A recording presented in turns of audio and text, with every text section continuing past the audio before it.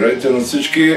Днес ще ви представим пак някои аудиоформати, интересни за времето си, поне на мен не бяха страшно интересни.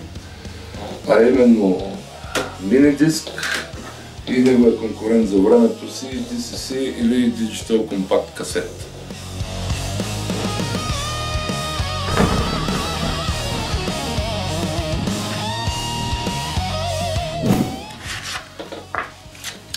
Така, Sony пускат на пазара мини диска, който е с много по-добро качество от обикновения аудиодиск.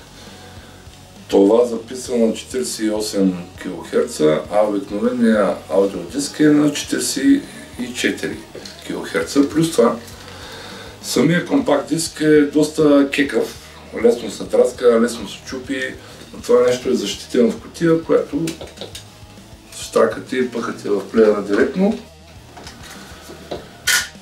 И така, големият конкурент за времето са Philips, които пускат в отговор на мини диска, пускат DCC или така наречената Digital Compact касета. Аудиоформат. Доста интересен за времето си, но както и самите Philips признават, дава доста дефекти и бъгове. И 4 години след пускането на пазара е спряно производство, защото не могат да се справят с дефектите или не им се занимава, както обикновено правят.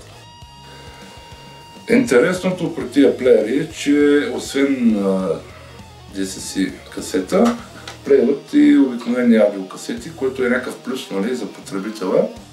Вместо да се купуват двата плеера, един за аудиокасети и един за DCC, се вземе едно такова нещо. И мога да твърдя, че звука, особено за времето си, е доста добър. Лично на мен много ми харесва.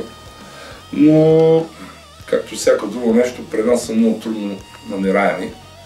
Просто ги няма, защото при нас в България този формат никога не е налаган, никой не е издава нищо на него. И така, борим се и търсим из eBay, където ни скимни. Ами, освен да ни демонстрираме самите формати, и двете свират доста добре. Аз още си ги слушам. И така, значи почваме с мини диска.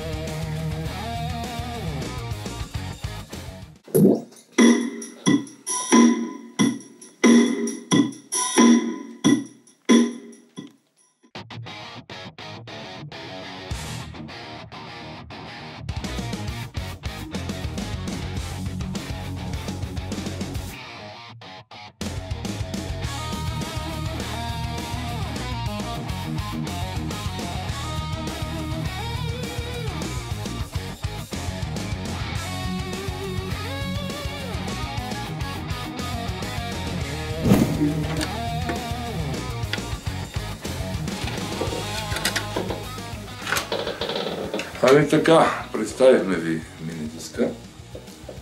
Сега можем да я представим следващия формат, DCC.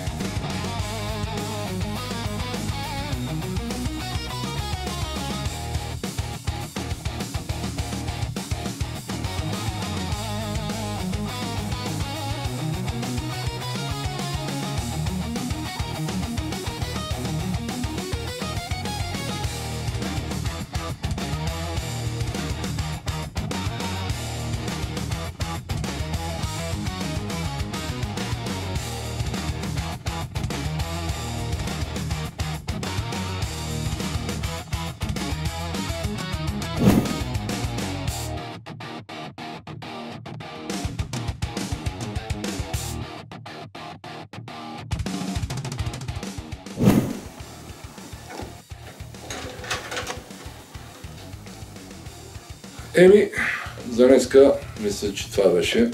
Представихме ви два доста интересни формата. Колегата, ако ще казва нещо, да заповяда. Освен, че са много интересни, са и много редки. Въпросът е, ти кое предпочиташ?